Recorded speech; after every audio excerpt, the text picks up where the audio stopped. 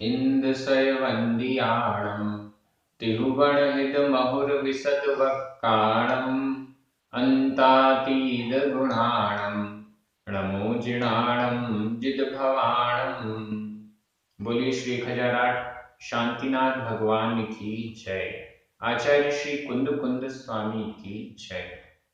हम सभी बड़े सौभाग्यशाली हैं जो हमें आचार्य कुंद कुंद स्वामी का महान ग्रंथ पंचास्तिकाय अध्ययन का अवसर मिल रहा है।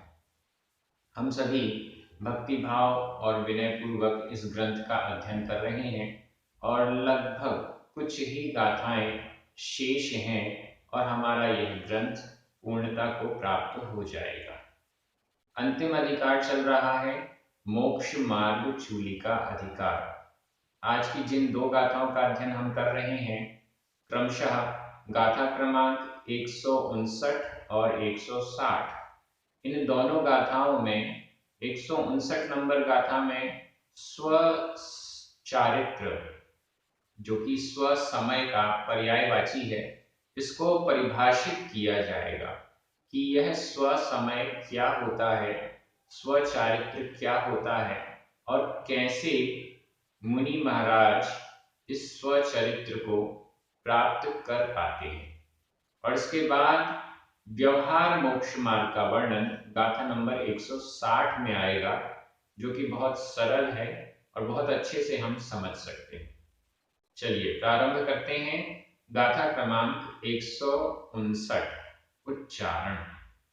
चरियम चरियम चरदि चरदि सगम सगम सो जो परदव्वप आधा पा पूरा परदव्वप भाव रहिदप्पा रहिदप्पा परदव्वप भाव रहिदप्पा परदव्वप भाव रहिदप्पा दंसन णाण वियप्पम वियप्पम आधा पा पूरा पा बिंदी वियप्पम अवियप्पम अवियप्पम चरदि चरदि अप्पादो अप्पादो चरियं चरदि सकंसो चरियं चरदि सकंसो जो परदव्वप भाव रहिदप्पा जो परदव्वप भाव रहिदप्पा दंसणाणवियप्पम दंसणाणवियप्पम अवियप्पम चरदि अप्पादो अवियप्पम चरदि अप्पादो। बहुत अच्छी और बहुत सरल गाथा है। स्व समय में आचरण कैसा होता है। चरियम चरदि सगम सो सो यानी वह सो वह चरियम चरदि चरियम चरित्र को चरदि आचरण करता है। कैसे चरित्र को आचरण करता है। सगम स्व चरित्र को आचरित करता है। स्व सगम चरियम सगम स्व चरियम चरित्र स्व चरित्र को चरदि आचरित करता है। स्व चरित्र का आचरण करता है। स्व यानी वह स्व चरित्र का आचरण करता है। कौन स्व चरित्र का आचरण करता है। जो जो परदव्वप भाव रहिदप्पा परदव्वप भाव रहिदप्पा ये पूरा एक शब्द है। संधि विच्छेद देखें ध्यान से। परदव्व प्लस अप भाव रहिद रहिद द प्लस अप्पा। अब यहां दो संधियां हैं। दव्व प्लस अप और रहिद प्लस अप्पा।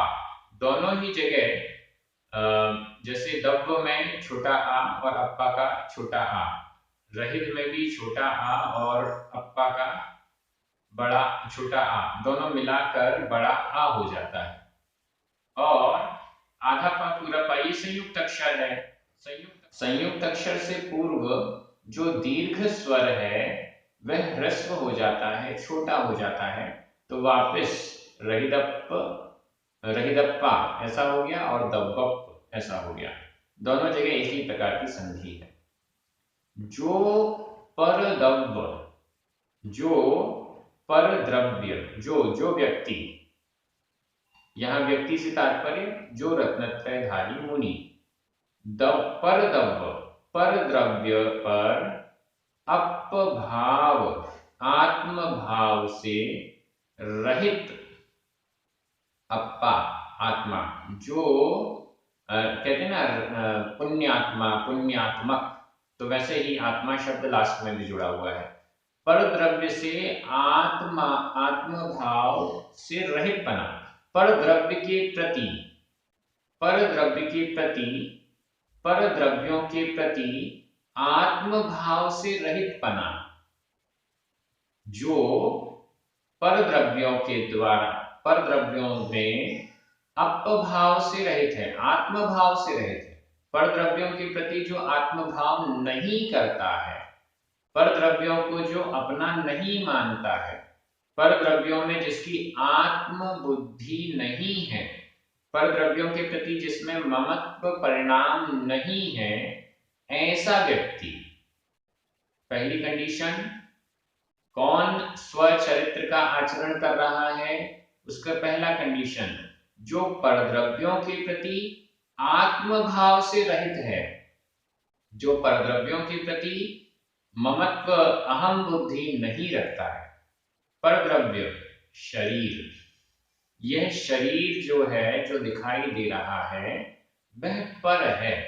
इस पर द्रव्य के प्रति जिसके अंदर आत्मभाव नहीं है, जो शरीर है यह मैं नहीं हूं, ऐसी बुद्धि जिसकी है, अन्य पर पदार्थों के प्रति यह मेरा है, ऐसी बुद्धि जिसकी नहीं है, यह मेरा, मेरे वस्त्र, यह मेरा कमरा, यह मेरा मोबाइल, यह मेरे पुत्र, यह मेरी स्त्री, यह मेरे माता, यह मेरे पिता इत्यादि, ऐसा कोई भी पर द्रव्य के प्रति मेरापन, ममत्व परिणाम, या परद्रव्य के प्रति अहम बुद्धि, मैं, यह शरीर, यह मैं हूं, ऐसी जो बुद्धि है उससे जो रहित है, सबसे पहली कंडीशन, स्वसमय की कंडीशन, परद्रव्यों के प्रति आत्म बुद्धि से रहित जो है।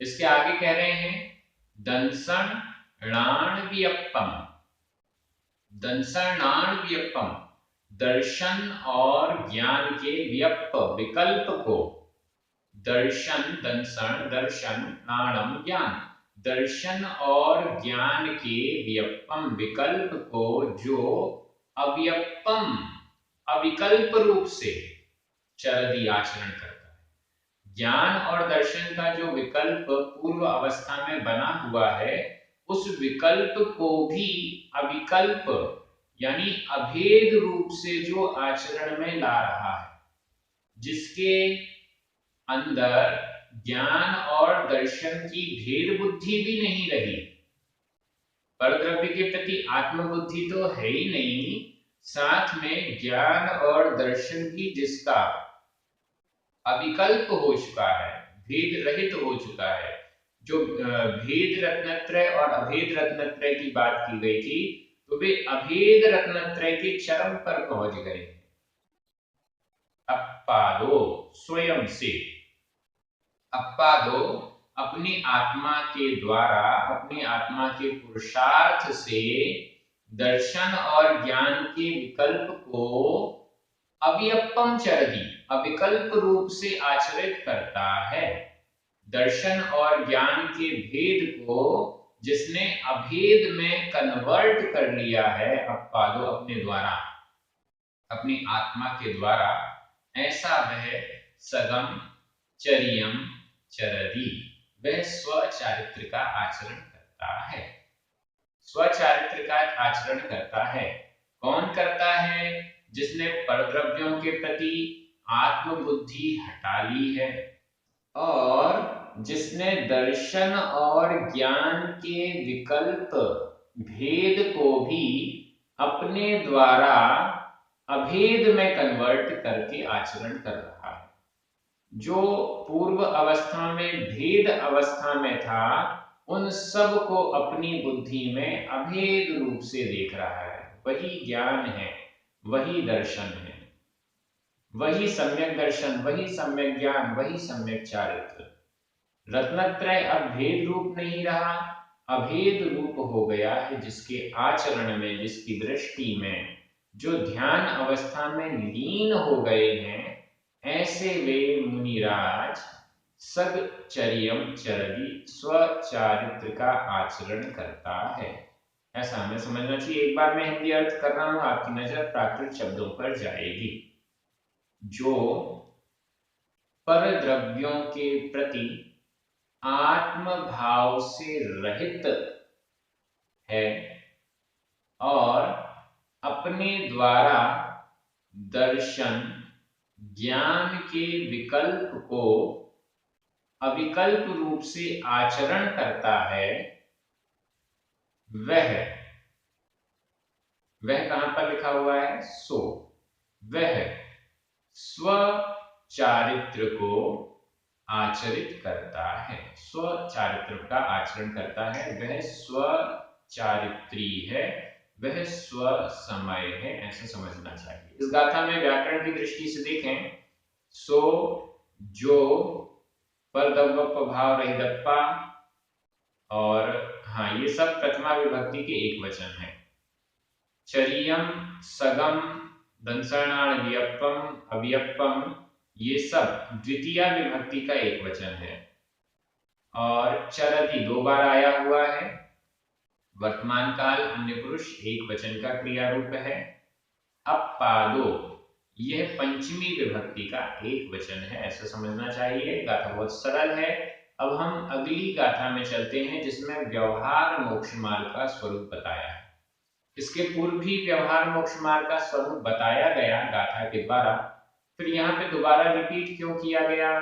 क्योंकि निश्चय मोक्ष मार्ग का वर्णन करना है, और यह व्यवहार मोक्ष मार्ग उस निश्चय मोक्ष मार्ग का कारण है। इस दृष्टि से पुनः एक बार यहाँ पर व्यवहार मोक्ष मार्ग को परिभाषित कर दिया गया है। चलिए प्रारंभ करते हैं। गाथा क्रमांक 160, उच्चारण। धम्मादि, धम्मादि, सद्दहणम, सद्दहणम, धम्मादि सद्दहणम, सम्मत्तम, सम्मत्तम, णाण मंग पुव्व गदम, ये पूरा एक शब्द है। णाण मंग पुव्व गदम, चिट्ठा, चिट्ठा, तवम ही, तवम ही, चरिया, चरिया, व्यवहारो, व्यवहारो, मोक्षमग्गो, मोक्षमग्गो ति, मोक्षमग्गो ति। धम्मादि सद्दहणम, धम्मादि सद्दहणम, सम्मत्तं णाणमङ्गपुव्वगदं, सम्मत्तं णाणमङ्गपुव्वगदं, चिट्ठा तवं हि चरिया, चिट्ठा तवं हि चरिया, व्यवहारो मोक्षमग्गोति, व्यवहारो मोक्षमग्गोति। बहुत सरल गाथा है और आपको एकदम देखने में ही समझ में आ रही होगी।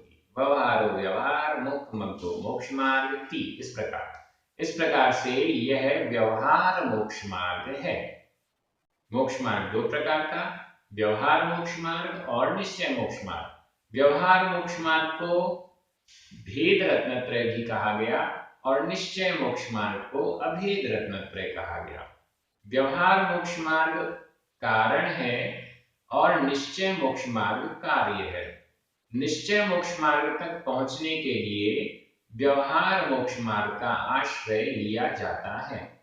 बिना व्यवहार मोक्ष मार्ग को प्राप्त किए निश्चय मोक्ष मार्ग पर पहुंचना असंभव है। ये बहुत सारी बातें मैंने पहले से बोल दी, क्योंकि ये सब हम पूर्व की गाथाओं की व्याख्याओं में देख रहे हैं। क्या है व्यवहार मोक्ष मार्ग? धम्मादि सद्दहणम, संधि विच्छेद कर लीजिए। धम्म आदि, धर्म माँ में छोटा आ, आदि का बड़ा आ, दोनों मिलकर बड़ा आ हो गया। धम्म आदि सद्धरणम, धर्म आदि का श्रद्धान करना। सम्मतम, सम्यक है, सम्यक दर्शन है। इसके पहले आया था जीवादि सद्धरणम, जीव आदि का श्रद्धान करना। यहाँ पर धर्म आदि कर दिया गया है जिससे आपको सहूलियत रहे समझने में, नहीं तो कहेंगे वही गाथा दोबारा यहाँ पर लिख दी गई है गलती से, ऐसा नहीं। जीव आदि का श्रद्धान करना, जीव आदि जो 7 तत्व हैं उनका श्रद्धान करना सम्यक दर्शन है, ऐसा पहले कहा गया। यहाँ पर धर्म आदि का श्रद्धान करना, धर्म आदि से तात्पर्य जो धर्म आदि 6 द्रव्य हैं, जीव, पुद्गल, धर्म, अधर्म, आकाश और काल, ये जो 6 द्रव्य हैं इनका सद्धरणम, श्रद्धान करना। जीवादि 7 तत्व या धर्म, जीवादि 6 द्रव्य या जीवादि 9 पदार्थ, जो भी कहे जा रहे हैं वो लगभग एक से ही हैं। तो उसको श्रद्धान करने से हम द्रव्य का श्रद्धान करें तो भी तत्व का श्रद्धान होता है, तत्व का श्रद्धान करें तो भी द्रव्य का श्रद्धान होता है। इस दृष्टि से इसमें कोई अंतर नहीं है, बल्कि ये एक दूसरे के पूरक ही हैं। धर्म आदि का सद्धरणम, श्रद्धान, धर्म आदि का श्रद्धान करना सम्मतम, सम्यक दर्शन है। ये सबसे पहला सम्यक दर्शन हुआ। जैसा जिनेंद्र भगवान ने इन द्रव्यों का स्वरूप बताया है वैसा ही श्रद्धान करना, यह सम्यक दर्शन है। यह हुआ व्यवहार सम्यक दर्शन। कुछ हमारे मित्र व्यवहार सम्यक दर्शन को झूठा कहते हैं, असत्यार्थ कहते हैं, ये उनका भ्रम है। ऐसा भ्रम आप तो कम से कम नहीं रखिएगा, सच्चा है। जिनेंद्र भगवान ने जैसा बताया वैसा श्रद्धान करना झूठा कैसे हो सकता है। धम्मादि सद्धरणम सम्मतम, धर्म आदि का श्रद्धान करना सम्मतम, सम्यक्त्व है, सम्यक दर्शन है। इसके बाद णाण मंग पुप्प गदम, संधि विच्छेद कीजिए। णाणम अधमा, अंग अ, अधमा और आ मिलकर म पूरा हो गया। णाणम अंग पुप्प गदम, णाणम ज्ञान, ये ज्ञान कैसा है?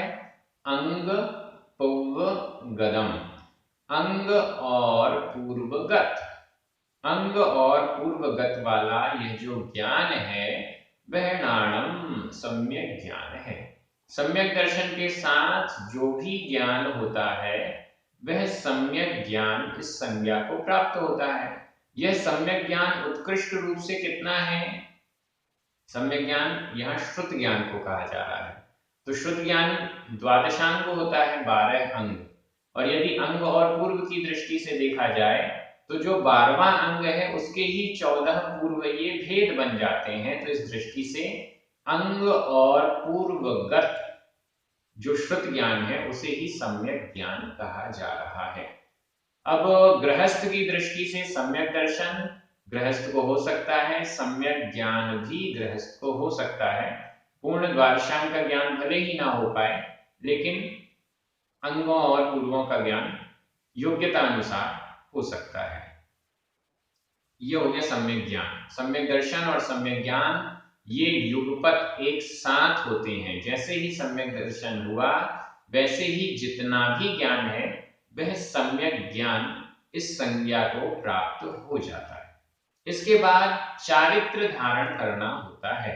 यह चारित्र भजनीय कहा गया है, मतलब सम्यक दर्शन के साथ सम्यक ज्ञान तो ये युगपत साथ में होगा ही होगा, लेकिन इनके साथ में चारित्र धारण किया है नहीं किया है ये भी 2 कंडीशंस बनती हैं। जो चौथे गुण स्थान वाले हैं उनके पास कोई चारित्र नहीं होता है।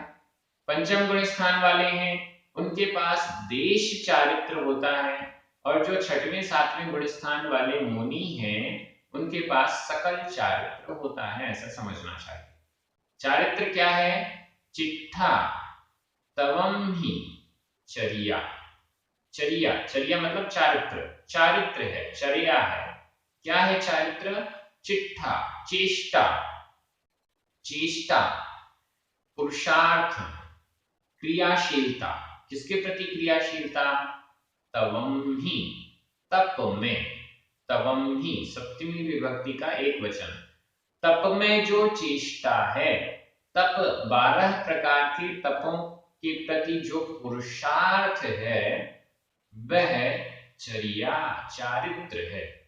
मुनि महाराज दिन भर कोई ना कोई उनका तप प्रति समय चलता रहता है, कभी कोई सा तप, कभी कोई सा तप, वह तप चलता ही रहता है। यही चर्या है, यही चारित्र है। इस दृष्टि से सम्यक दर्शन, सम्यक ज्ञान और सम्यक चारित्र व्यवहारो मोक्षमग्गोति, इस प्रकार से व्यवहार मोक्ष मार्ग है। यह व्यवहार मोक्ष मार्ग हुआ। सम्यक दर्शन अकेला मोक्ष मार्ग नहीं है, सम्यक ज्ञान अकेला मोक्ष मार्ग नहीं है, सम्यक चारित्र अकेला मोक्ष मार्ग नहीं। सम्यक दर्शन और सम्यक ज्ञान मिलकर भी बिना सम्यक चारित्र के मोक्ष मार्ग नहीं है। ये तीनों जब साथ में होते हैं तो वह मोक्ष मार्ग कहलाता है, ऐसा समझना चाहिए। इस दृष्टि से यह व्यवहार मोक्ष मार्ग की व्याख्या हुई। यह व्यवहार मोक्ष मार्ग ही आगे बढ़कर निश्चय मोक्ष मार्ग में कन्वर्ट होता है। यह भेद रत्नत्रय ही आगे बढ़कर अभेद रत्नत्रय तक पहुंचता है। ये गाथा बहुत सरल है। इसमें व्याकरण की दृष्टि से देखें तो गदम, पूर्व गदम, गदम यह है भूतकालिक प्रदंत का अनियमित प्रयोग है, और बाकी सब तवम, तवम ही सप्तमी विभक्ति का एक वचन है, और बाकी सब जगह प्रथमा विभक्ति का एक वचन है। व्यवहारो, मुखमग्गो, चिट्ठा, चर्या, ये चिट्ठा चर्या ये स्त्रीलिंग में है, लेकिन है सभी प्रथमा विभक्ति के एक वचन। इस दृष्टि से ये गाथा बहुत सरल थी, दोनों गाथाएं सरल थी, आपको अच्छे से समझ में आ रही है, सभी बहुत अच्छे से अध्ययन कर रहे हैं, एग्जाम की तैयारी कर रहे हैं, गाथाओं को याद करने का पुरुषार्थ कर रहे हैं। सभी को बहुत बहुत धन्यवाद। जो हमारे पुण्यार्चक जिनके निमित्त से YouTube पर ये कार्य परमानेंट हो रहा है, उनको भी बहुत बहुत धन्यवाद। जिनवाणी माता की जय।